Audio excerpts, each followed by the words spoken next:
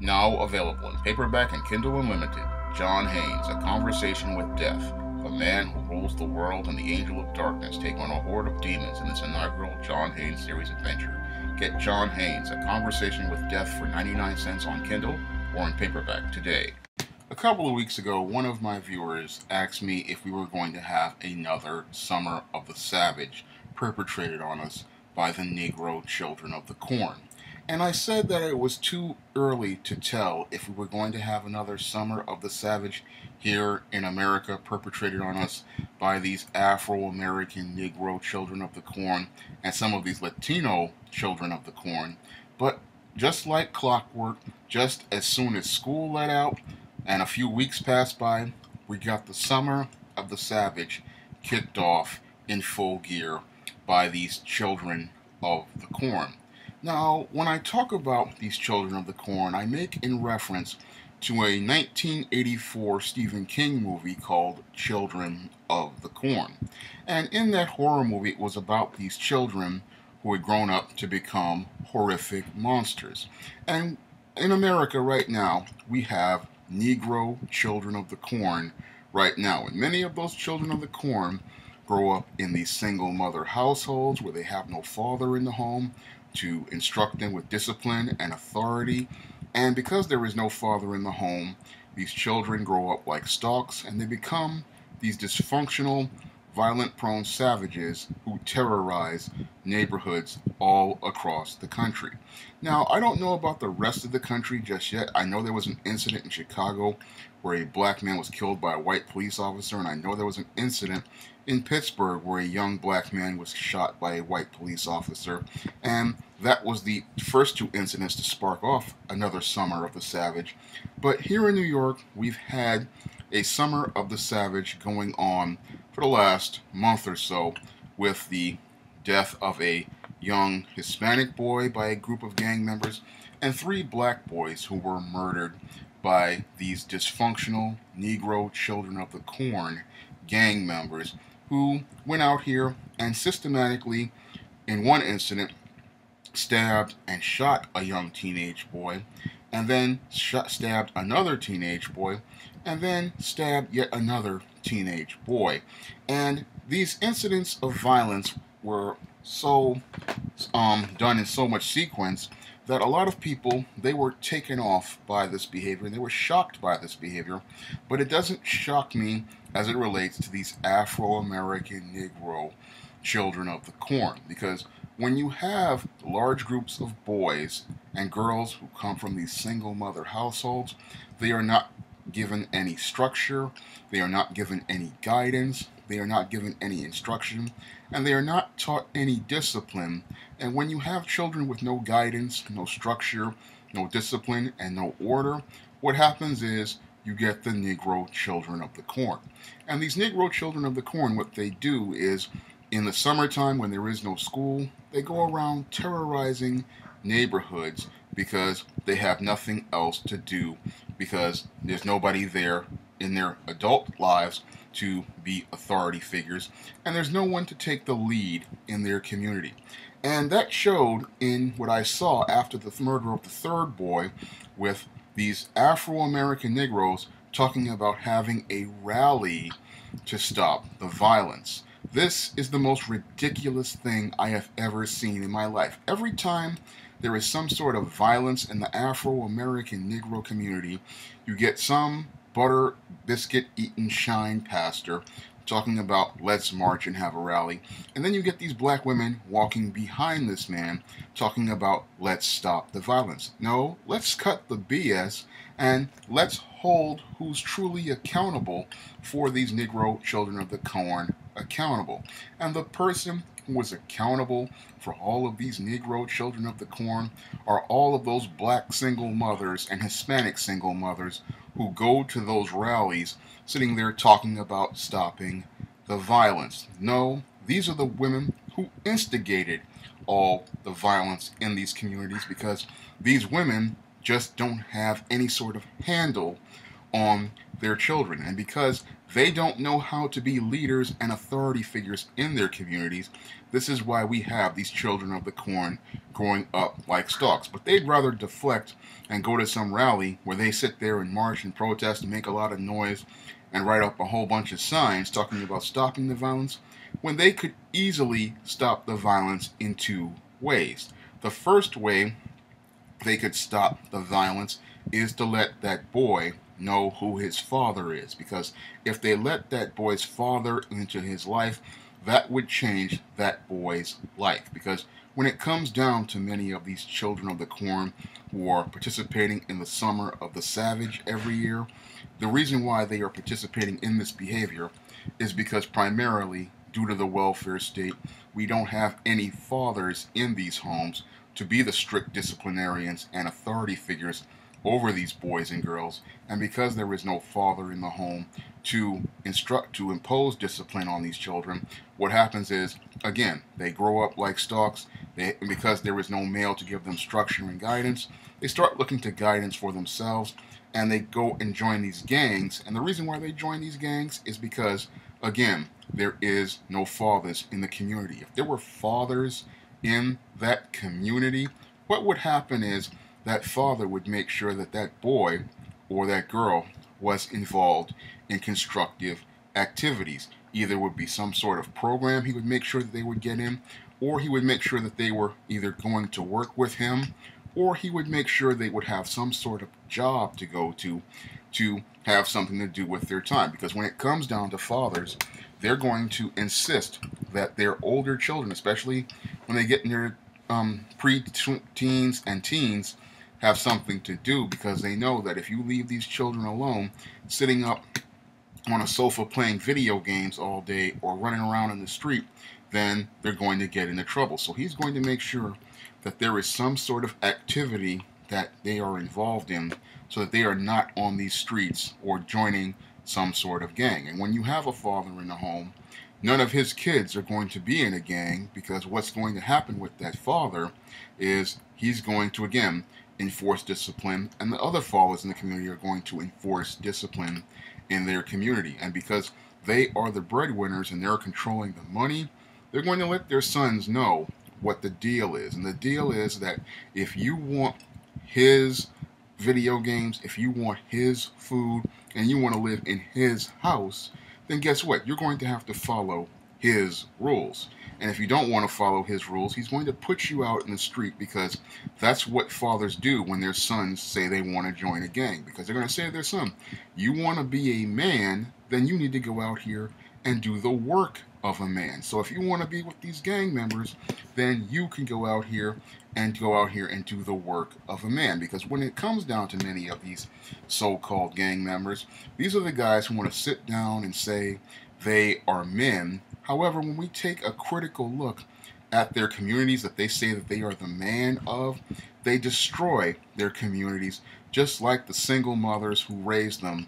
Because when it comes down to these men, these so-called men have been raised by women, and because they've been raised by women, they have no work ethic, they have no discipline, and they don't know how to build anything. Because in every community run by these so-called gangs, we see that there's somebody else controlling the economy of those communities controlled by gangs. Now, when we take a look at these gangs and their so-called power and their so-called turf, it's a Jewish man who controls the property of the so-called turf that their parents live in. His mother has her name as the head of household on the lease. Arabs control the stores in the neighborhoods that they live in and terrorize. You have Hispanics controlling the bodegas and some of the supermarkets in those neighborhoods they so-called terrorize.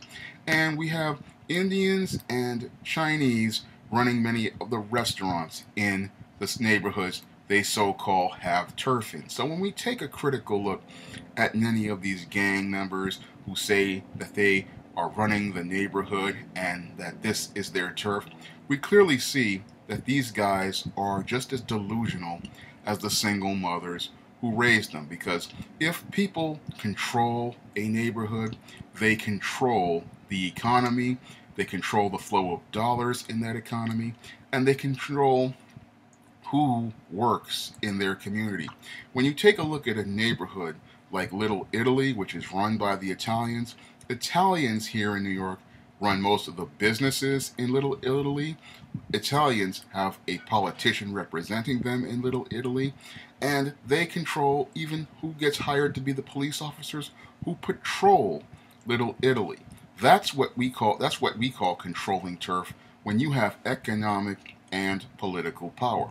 A bunch of gang members who sit there and say they are controlling some projects which are owned by the city of New York and are saying that they're running the turf, they're ridiculous because they don't own anything in that community. Again, Arabs control that corner store that they get up at 7 o'clock in the morning to go to and stand out in front of, and that Arab makes money while these Negroes are standing out there talking about their Bloods, their Crips, or whatever. He's sitting there making thousands of dollars, sending his kids to private school, while these Negroes go out here terrorizing the kids in their own neighborhoods and preventing them from getting an education, and that Arab guy is making sure his daughter and his son are getting an education, while these fools are sitting here talking about so-called turf and terrorizing and murdering kids who are just trying to get an A in on their classes and trying to do well in school. So again, how do they control the turf and how do they improve the quality of life for anyone when they are the ones out here making life miserable for everyone? So what do they own, what do they control, and what power do they have? When you look at it, take a look at it critically, you see that your average gang member, who was a member of this new group of savages wreaking havoc this summer, these guys have no real power outside of what many young children give them, because what these guys do, because they feel powerless, they go out here and terrorize the youngest kids out here to make us all feel like they're powerful, but they have no power at all. When it comes down to many of these gang members have absolutely no power outside of their numbers and outside of their weapons as it relates to black people. Because we know whenever these so-called gang members approach a white person, that's when they show us how scared they truly are. Because that's when they start buck dancing and bojangling. When they see a white cop, that's when they start singing and dancing and start cooning and buffooning. Because when they see that white man, then they're not Mr. Bad Dude. No, they're Mr. Coward. And that's what they really are.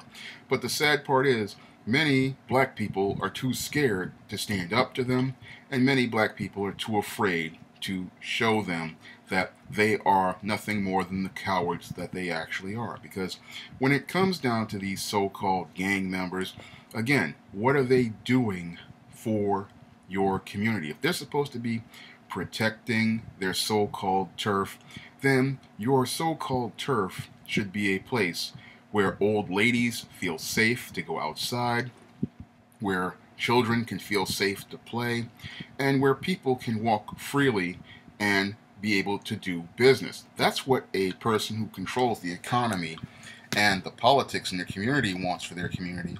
However, your gang member, they're too busy trying to talk about turf that they say that they have control over, but do not own. Because again, the only way you're going to have real power in a neighborhood is if you control the economics and the politics of that community, in the same way Italians control your Little Italy and Jews control parts of other parts of New York City.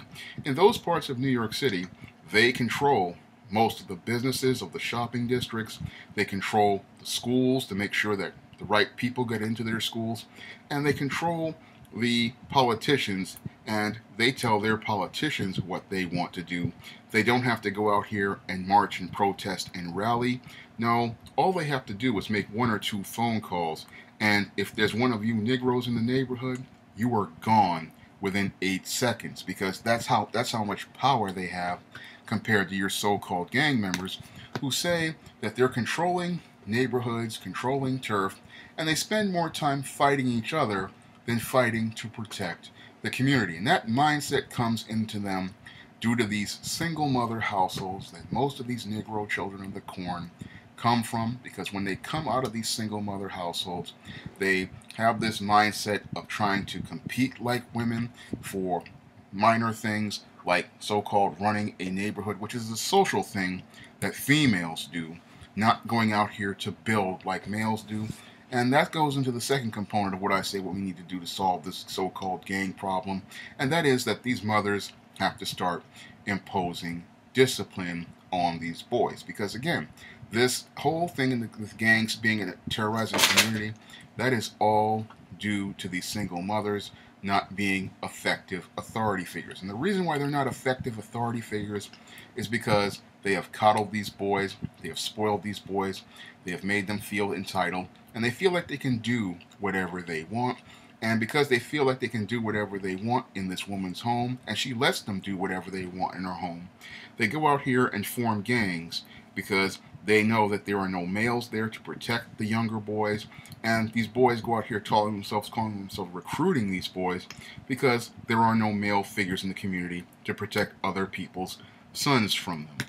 Now, when it comes down to these females, again, this can be solved by letting the father come back into the home and letting men control the community. Because we go to any suburban neighborhood out here, we notice there aren't any gangs. Why? Because there are fathers in the home. And again, that father is not going to allow that nonsense into his neighborhood. He's not going to allow that nonsense around his children. And if he and other fathers find out that these kids are starting to form a gang, guess what they're going to do? Again, they're going to put those gang members out their house, because they're going to tell them, if you want to be a so-called man, then you need to go out here and work like a so-called man. And once you put them out in the street and let them experience life as a man, where you have to go out and get your own, all of a sudden, he doesn't want to be in a gang. All of a sudden, he doesn't want to be a part of that life. All of a sudden, he doesn't want to be a thug, because he understands that he is a child. And that's how you deal with your so-called gang members. But again, your mothers, they don't have the backbone to do this because they have emotional attachments to these boys, and they don't want to hold these boys accountable the way a man will. A man is going to let that boy know, again, if you're ready to do man things, then you're going to have to go get your own stuff. Not my stuff that I paid for. You're not going to eat my food and talk about your blood. You're not going to play in my house where I furnish your bedroom and stuff, talk about your crib. You know, either you are a part of this family or you are not a part of anything as related to me. And if you want to go out here and be your own man with this gang, and you want to be a part of that family, you let that family take care of you, because I'm not taking care of you anymore. That's what a father would say. And once a father and a couple of fathers in the neighborhood stand strong together and convey that message to those young men, they're going to learn what the deal is, and you're not going to see any gang in that neighborhood anymore. Because that's what happens in white neighborhoods and Asian neighborhoods and many other neighborhoods when there are fathers controlling everything. They're not having these guys running around here tearing up the community, wreaking havoc, and costing everyone's quality of life and lowering everybody's quality of life. It's only in these Negro communities do you have these savages wreaking havoc every summer, because there are no fathers there, and then you have no mothers there to impose strict discipline. No, instead of imposing strict discipline, what they do is go out and they have these little emotional rallies where they make all this noise. But when they make all this noise, they sit there and they don't want to take any sort of responsibility. Those rallies where they go to talking about stopping the violence, all they are is a deflection to keep people from seeing who's really accountable. Because many of these women raise these boys, and because they raise them with no discipline, no structure, no order, this is why we have these boys almost every year participating in a summer of the Savage once school is out. And the reason why, again, they participate in this summer of the Savage is because these mothers refuse to impose discipline, and they refuse to let that father come in their life. Because I sit there and I ask myself, why all these so-called women who run in the community, yet they can't get a single one of these boys a summer job or a job at the companies they work at. And that shows you how little power these females have over these boys who say that they're going to run some so-called turf. Because you have this female who's sitting in this apartment with her on a Section 8 thing with her name on the lease, and she can't even go out here and get this boy a job to go out here and build himself up. And he's sitting here talking about turf that him and his boys are running, when it's clear that, to me, that because of the dysfunctional ideas and values he learned from a single mother, he can't run his own life because she can't run her own life. And that's why we almost every year many of these Afro-American Negroes and some of these Hispanics out here wreaking havoc and participating in a summer of the Savage. In all these hot months in the summer, there are numerous things these kids could be doing, but because their mothers are too busy coddling them, letting them play video games on the sofa and do nothing all day, these kids join gangs and they terrorize communities instead of making efforts to improve themselves and improve their quality of life. They'll say that that's acting white, but I'm going to keep it real and let everybody know that the black people who are out here reading and learning and building themselves up, those are real black people. These Negroes who are savages, these are guys who have been brainwashed by Madison Avenue in Hollywood, and they're buying into a false idea with this thug culture, and they're going out here killing their own people and believing it's something positive, when in actuality, all they're doing is the work of white supremacy by being the chocolate Klansmen who terrorize their communities. And the reason why they continue to terrorize communities almost every year is because these single mothers enable their behavior, they support their behavior, and because there are no fathers in these communities, we're going to have more of some of the Savage events. And the sad part is we'll have many of these women going out here hiding behind a rally sign saying to stop the violence, when they could easily stop the violence by helping that father come back to the community, helping men take a lead in their community, and helping men do what they need to do to protect and preserve their community. Because there are no men to protect the community, that's why these boys have grown up to become children of the corn, and that's why almost every year we have a summer of the Savage. If you'd like to see me make more videos like this, you can donate to my Patreon by clicking the link in the description box. And if you want to try some of my SJS Rick publications, you may do so by clicking the link to Amazon.com. That's all I have to say for this video. You can comment, rate, and subscribe.